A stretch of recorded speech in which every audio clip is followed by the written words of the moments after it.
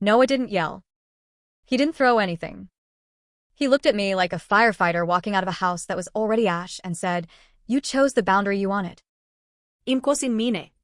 Then, he picked up the canvas overnight bag he keeps in the hall closet for trips and put it in the trunk of his Prius like all of this had been scheduled. I stood on the stoop barefoot, trying to make sentences out of breath. Liam was still inside, somewhere between the kitchen and the living room, muttering apologies that were all verbs and no nouns. My phone buzzed on the counter, lighting up with texts from friends who had seen it. I didn't open them. I didn't need a group chat to tell me what I already knew. I had spent a year insisting my guy best friend was like a brother, and then he tried to kiss me in my boyfriend's house. Let me be honest with the math up front, the way I should have been with Noah when he first asked, I didn't cheat in the technical sense that makes people pound tables. I didn't hook up with Liam. I didn't even let his mouth touch mine. But I cheated the way you can starve a plant without ever touching the leaves. I moved the light.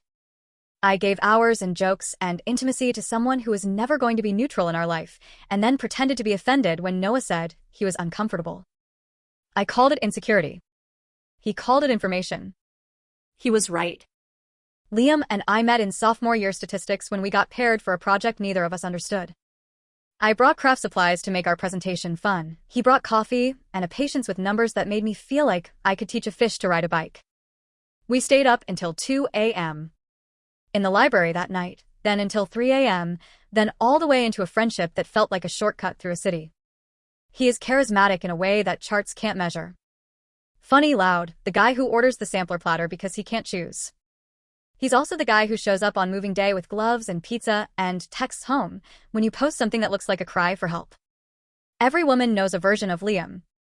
He's the man who listens without trying to fix, who remembers your coworker's nickname, who sends you songs with timestamps for the part that is literally you. He dated other people.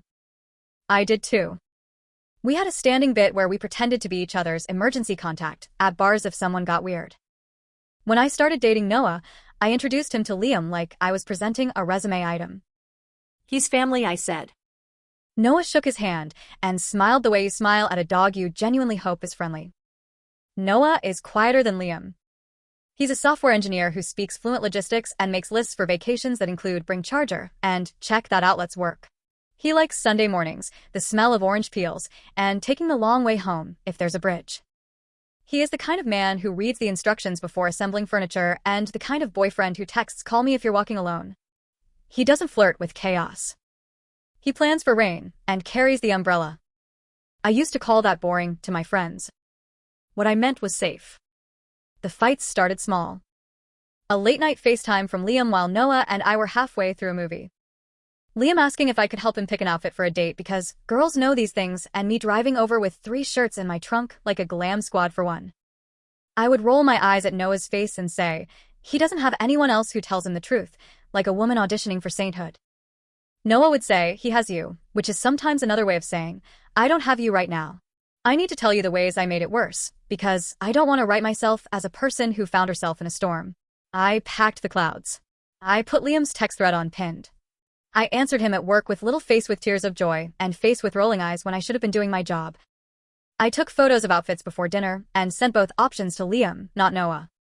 When Liam had a bad week, I brought him pho and sat cross-legged on his couch while Noah, at home, reheated leftovers. When Noah said, I don't like the way he looks at you, I laughed and said, he looks at me because I'm here, which is the kind of sentence that sounds smart and is actually cruel. The worst part, I liked how it made me feel. Wanted central, like an inside joke with legs. I told myself it was harmless because I wasn't sleeping with Liam. I said the sentence women learn early from other women who are trying to help and also trying to get away with things. Men and women can be friends. I believe that. I also believe that friendship has rules, and I broke them. No secret threads, no emotional exclusivity, no midnight life updates that you hide like a contraband snack. Liam got the casual me. Noah got the version of me who had to be chosen on purpose. Even writing that makes my chest hot with shame. The night it all blew up, we were hosting a small birthday thing for Noah. Nothing fancy. Pizza, cupcakes, people who know how to wipe their shoes on the mat. I had strung up a 29 banner and taped photos of Noah through the years to the wall. Braces, graduation cap. That one Halloween he was an avocado and committed to the bit by bringing chips. Liam arrived late, with a gift bag rattling like a hardware store and a six-pack of the fancy beer Noah likes, the kind with labels that look like band posters. He hugged me too long at the door. I pretended not to notice because pretending was a language we were both fluent in. Noah's sister, Luz, pulled me aside by the sink. Luz is tiny and terrifying in the way of women who do their eyebrows on purpose. "Friendly PSA," she said quietly. "Your friend is staring at you like a house he wants to live in." I made a joke. Of course I did. About the housing market. She didn't laugh. "You don't have to agree," she said. "I'm just telling you what it looks like." She pressed a dish towel into my hands and then patted my shoulder like I was a cat and she had decided not to pet me anymore. Around 10, the music got louder and people trickled out to Ubers and practical shoes. Noah was on the back porch with his coworker Luke, arguing about whether sourdough starters have personalities. I was in the kitchen loading plates when Liam came in, shut the door with his foot, and said, too casually, "Finally." I didn't like the word. It felt like a plan I didn't agree to. He stood closer than ordinary and took the dish towel from me like a prop. "You know he's not right for you," he said. I laughed because laughter is easier to carry than panic. "He's what? Do you really not see it?" Liam said. "The way you come alive with me? The way you shrink with him?"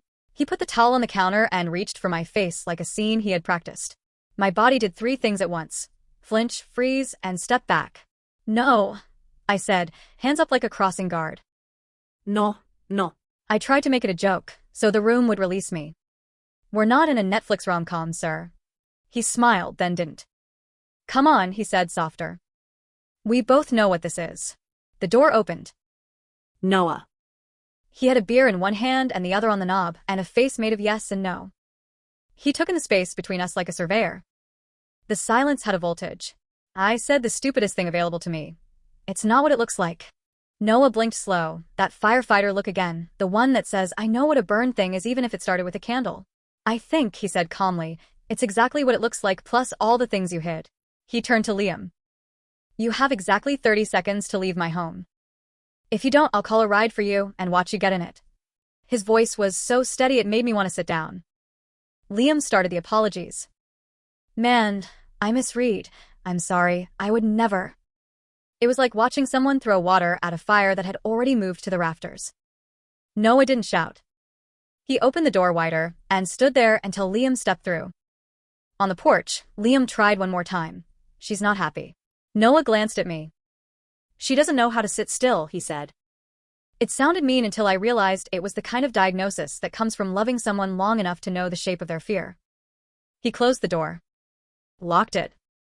Put the keys on the hook. We stood in the kitchen, with the streamers slumping. Noah's hand was steady on the counter. Mine shook around nothing. "Please say something I can answer," I blurted. He inhaled, exhaled. "I've been telling you for months that this dynamic is not a friendship. You told me to get over it. You told me I was old-fashioned. You told your sister that I was controlling because I didn't want you taking shots with him in his apartment at midnight." My stomach flipped. "You told Luz?" He shook his head. "She told me. People tell me things when they're worried but don't want to be the bad guy. I chose to trust you." "That's on me." "I didn't kiss him," I said, because my brain was a child looking for a loophole. "You were going to let him," he said softly. "You were going to let him try." He put his palms on the counter like he was bracing against weather and then looked at me full on. "I don't want to be with someone who manages reality until it cooperates with the story she prefers." He reached for the overnight bag with the muscle memory of someone who has left before and learned how to fold efficiently. I followed him to the door. "Don't do this," I said. "Don't throw us away." He slid into his shoes. "I'm not throwing anything," he said. "I'm stepping out of the way of something you keep inviting back in." He opened the door. "I'll come by tomorrow for the rest of my stuff, when you're at work. Please leave the spare key on the counter." Then he was gone, and the room adjusted to the size of one person, and some balloons that wouldn't even pop correctly because they were the cheap kind. I slept on the couch with my phone face down, and the TV asking me if I was still watching. In the morning, I woke up to 3 texts from Liam I didn't open, and one from Luz I did. "If you need help packing his things, I'll be there at noon. If you try to talk him into staying, I won't." I stared at the message until the words stopped vibrating. I put the key on the counter like it was hot. Noah kept it clinical. He took clothes, books, the shaving kit I bought him last Christmas, the small espresso machine that was technically his.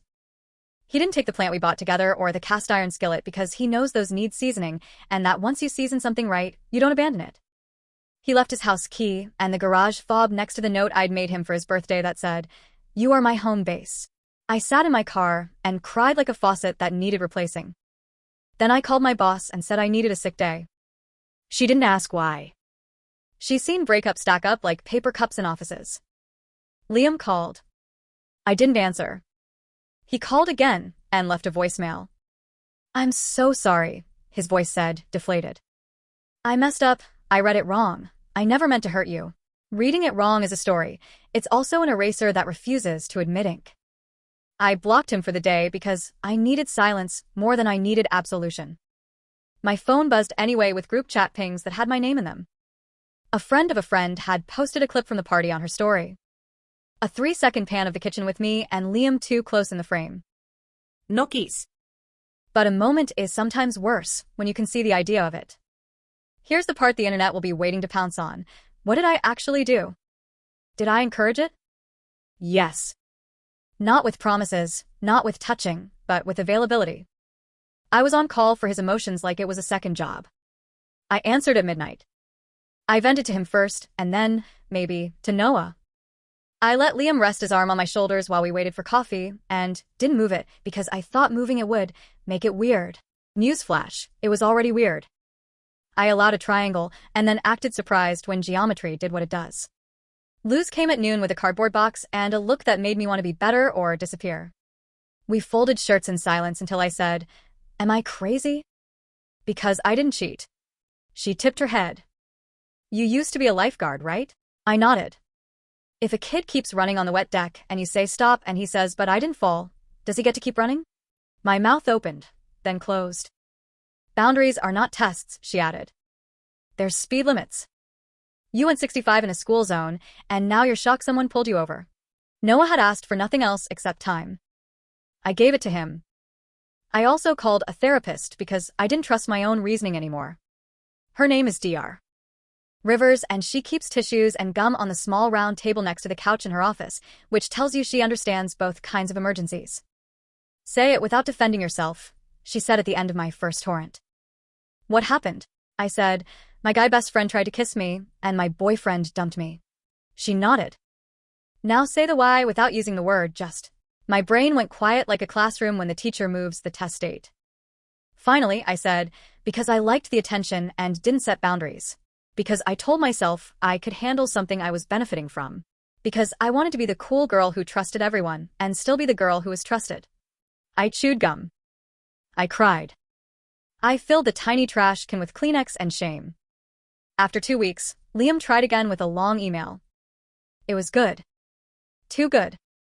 Men like Liam know how to write apologies that sound like songs. He took responsibility without exactly admitting he'd been aiming for this for months. He said he valued our history. He said he missed our usness. I read it twice and then forwarded it to Dr. Rivers, who replied with one line, "You are not required to graduate from the school of consequences, as is valedictorian." I archived the email. I don't have it anymore because I'm trying to treat my brain like a room that doesn't need clutter to prove it's a home. Noah didn't reach out.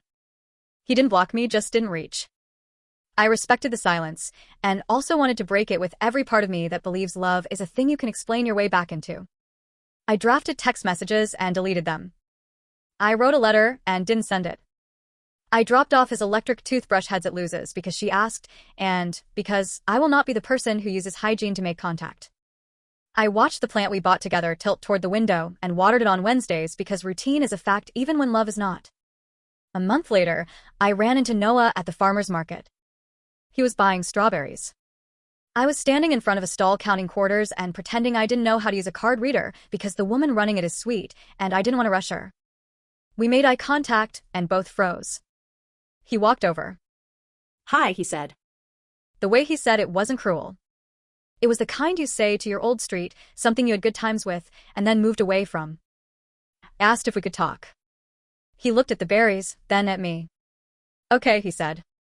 We stepped into the shade by the honey vendor with the cute labels. "I'm sorry," I said, and meant it with my spine. Not just for the kitchen. For the months before when I pretended your pain was a personality flaw. He nodded, and I could tell that the apology landed, but did not rearrange the furniture. I believe you, he said. I also believe me. He held up the berries like a prop. I am seeing someone new, he added after a second. Nothing serious. It's calm. My throat tightened for a reason that is not flattering. She will not have to share me with a man who wants to kiss her, he added, perfectly even. I nodded until I thought my head would come off. Was it really that? I asked, because my petty self still wanted a loophole. It was that plus all the months of you telling me I shouldn't want what I wanted, he said. I want a partner who thinks my peace is worth more than being the fun one in every room. He adjusted his bag. You're not a bad person, he added. You're not my person.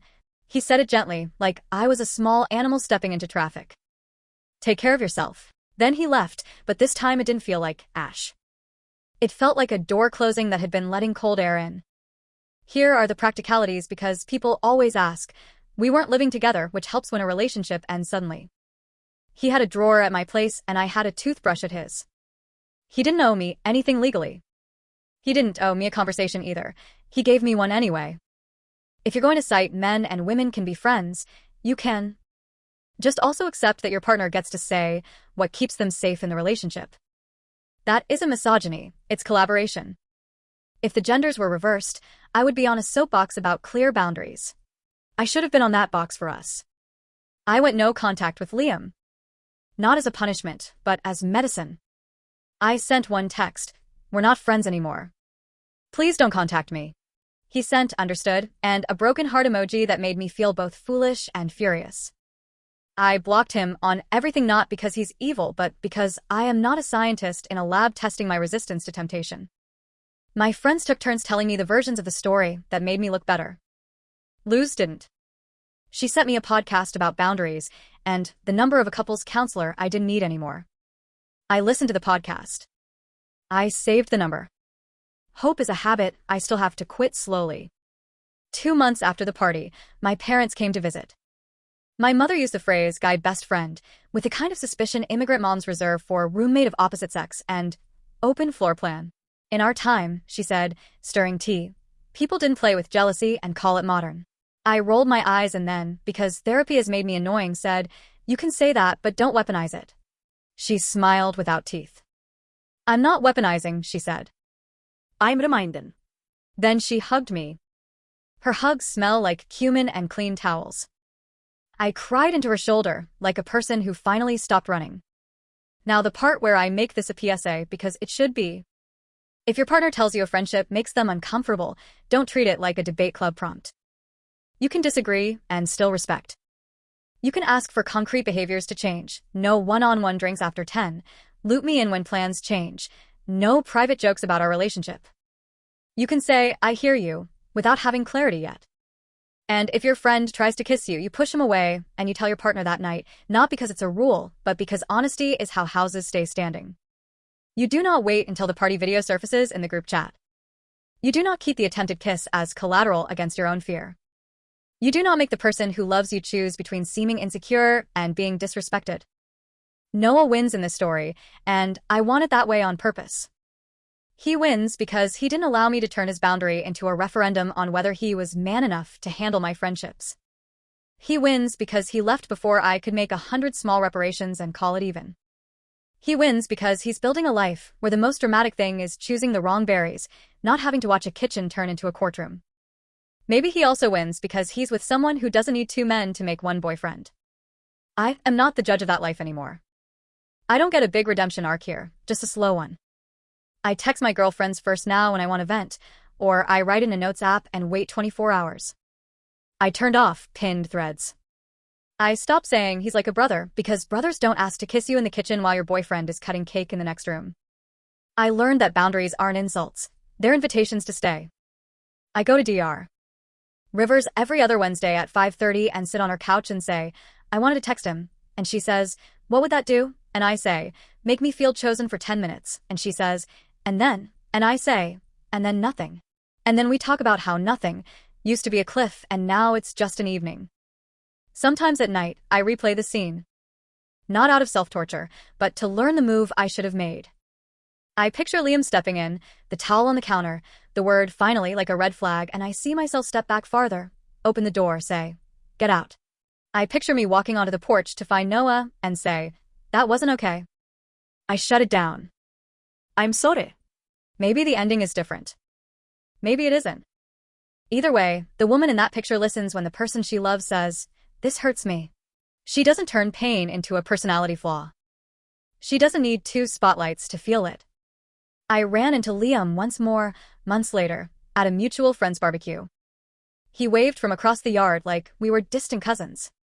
I nodded and went inside to help slice watermelon. He didn't approach. That was his win. Respecting the sentence I had finally learned to say out loud. I took a plate of fruit out to the lawn and sat with Luz. We watched a kid run on the deck and then stop himself before a grown-up asked. "Progress," I said. Luz es Mirquez. "Speed limit signs work when people read them," she said. We ate watermelon and didn't make it a metaphor, even though it wanted to be one. Noah and I are not friends now. Maybe someday we will be friendly. Maybe we won't. I don't need either outcome to prove anything. I still have his number in my phone because deleting it feels petulant. I don't text it. He doesn't text me. On Sundays, when the light hits the plant just right, I sometimes think about how he buckled the espresso machine into his passenger seat when he left because it mattered to him. That's who he is, a man who secures his belongings and his heart with the same care. He wasn't mine to secure once I made a different choice. I understand that now without having to convince myself. If you're where I was, pinning a thread that's going to be a problem, rewriting a boundary to make it shinier, calling a crush a brother because it's easier. Learn from me. Don't light your house with 2 lamps and then tell the person who pays the electric bill they're dramatic for noticing the glow. Don't train someone to think they're crazy for seeing what you pretend isn't there. If they tell you they're uncomfortable, put your ego down long enough to hear why. And if your best friend tries to kiss you, it's not a compliment to keep. It's a line that tells you which side you live on. I loved Noah. I love him in the way you can love a person you no longer belong to, grateful, a little bruised, honest. He taught me that insecure and aware are not the same word. He taught me that silence can be a boundary and not a test. He taught me that leaving quietly is sometimes the bravest thing. He taught me how to lose in a way that feels like growing up. The night after the market, I lit the last 2 birthday candles we never used and watched them drip onto a plate. I made a wish I can actually control, that next time I choose my partner out loud, even when the room wants me in the center. Then I blew the candles out and went to bed in a quiet apartment with a plant that keeps turning toward the window.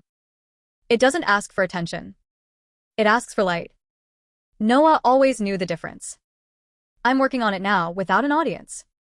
And that, finally, feels like a win I get to keep.